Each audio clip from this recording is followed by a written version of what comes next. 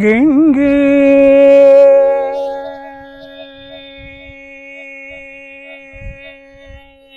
തുടിയിൽ തുകിലുണർന്നു പാടി എൻ്റെ നടന മണ്ഡപം തുറന്നുവാ ഗംഗേ ഗംഗേ ഗംഗേ ഗംഗേ. ചേട്ടാ ശരിക്കും ചേട്ടൻ്റെ പേരെങ്ങനെയാണ്? Reji Reji V P. റെജി ബേബി. എങ്ങനെയാണ് ഇപ്പോൾ അറിയാലോ, ഇപ്പോൾ ഗംഗ എന്നുള്ള ഈ പാട്ട് സോഷ്യൽ മീഡിയ എല്ലാം വൈറലാണ്, കൂടുതൽ നോർത്ത് ഇന്ത്യയിലാണെന്ന് തോന്നുന്നത് അല്ലേ? അതെ അതെ അവിടെയാണ് കൂടുതൽ റീലുകളൊക്കെ കണ്ട്. അതെ അതെ അതെ. എങ്ങനെയാണ് ഇതിന്റെ തുടക്കം? തുടക്കം എന്ന് ചോദിച്ചാൽ ഞാൻ പാട്ടൊക്കെ വീട്ടിലിരുന്ന് പാടും. ഇത് കണ്ട് വൈഫ് ഒരു മൊബൈലില് സ്റ്റാറ്റസ് ഇട്ടു. സ്റ്റാറ്റസ് ഇട്ട് ഇപ്പൊ കൂടെ വർക്ക് ചെയ്യുന്ന കൂട്ടുകാരിയോട് പറഞ്ഞു എന്നാ യൂട്യൂബും ഇതൊക്കെ ശരിയാക്കി തരാമെന്ന് പറഞ്ഞു. അത് ശരിയാക്കി. അപ്പൊ അങ്ങനെ ഇൻസ്റ്റാഗ്രാമിലേക്ക് പാട്ടിട്ടു. അപ്പൊ അവിടെ കൂട്ടുകാരി ഷിമി എന്ന് പറഞ്ഞ ചേട്ടൻ ഗംഗ പാട് അതങ്ങോട്ട് കസറു എന്ന് പറഞ്ഞു. അതങ്ങോട്ട് കൈവിട്ടു പോയി. ശരിക്കും പാട്ട് പഠിച്ചിട്ടുണ്ടോ? പാട്ട് പഠിച്ചിട്ടില്ല.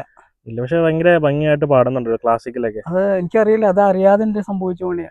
പാട്ടിനോട് സ്നേഹം ഉണ്ടായിരുന്നല്ലേ? പാട്ട് സ്നേഹമുണ്ട്. പ്രത്യേകിച്ച് രവീന്ദ്ര മാഷിന്റെ ഗാനം എന്ന് വെച്ചാൽ അത് അപാര ഗാനല്ല, അത് നല്ലൊരു രസമല്ല ആ രാഗങ്ങളൊക്കെ. എന്താ ശരിക്കും ജോലിയൊക്കെ ചേട്ടന്റെ? ജോലി ടാപ്പിംഗ് ആണ്. ടാപ്പിംഗ് ആണല്ലേ? വീട്ടിലാരൊക്കെ ഉണ്ട്? വീട്ടില് വൈഫും ഞാനുള്ളൂ. ആണല്ലേ? Okay okay. പിന്നെ എന്തെങ്കിലും സിനിമയിലൊക്കെ കയറാൻ പാട്ട് പാടുന്നൊക്കെ ആഗ്രഹങ്ങളൊക്കെ ഉണ്ടോ? ഇല്ല, അങ്ങനെ ഒരു ആഗ്രഹമേ ഇല്ല. വേറെ ആരെങ്കിലും വിളിച്ചോ ഇങ്ങനെ ട്രെൻഡിങ് ആയി കഴിഞ്ഞപ്പോ?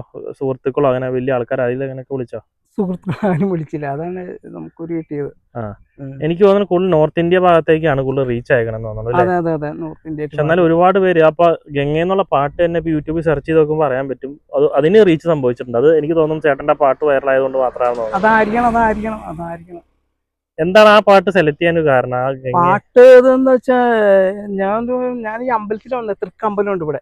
ഈ അമ്പലത്തിൽ വന്ന് അവിടെ കൃഷ്ണൻ നരസിംഹമൂർത്തിയാണ് പ്രാർത്ഥിച്ച് കഴിഞ്ഞ് പോന്നപ്പോ എനിക്ക് തോന്നി ഇവിടെ ഒരു ഗാനം എടുക്കാന്ന്. അപ്പൊ ലൊക്കേഷൻ പിന്നെ അവിടെ എല്ലാം കൊണ്ട് ഇതായപ്പോ തന്നെ എടുത്തു. അത് 2 ടേക്ക് എടുത്തോളൂ. 2 ടേക്ക് എടുത്ത് വൈകിട്ട് ഇട്ടു. പിറ്റേ ദിവസം ആയപ്പോ അത് കേറി പോന്നു. എല്ലാം നമ്മുടെ നരസിംഹമൂർത്തിയുടെ ഒരു ഇതാണ്. ഞാൻ അമ്പലത്തിന്റെ ഒരു ഇതാണ്, ഭക്തനാണ് നരസിംഹമൂർത്തിയുടെ.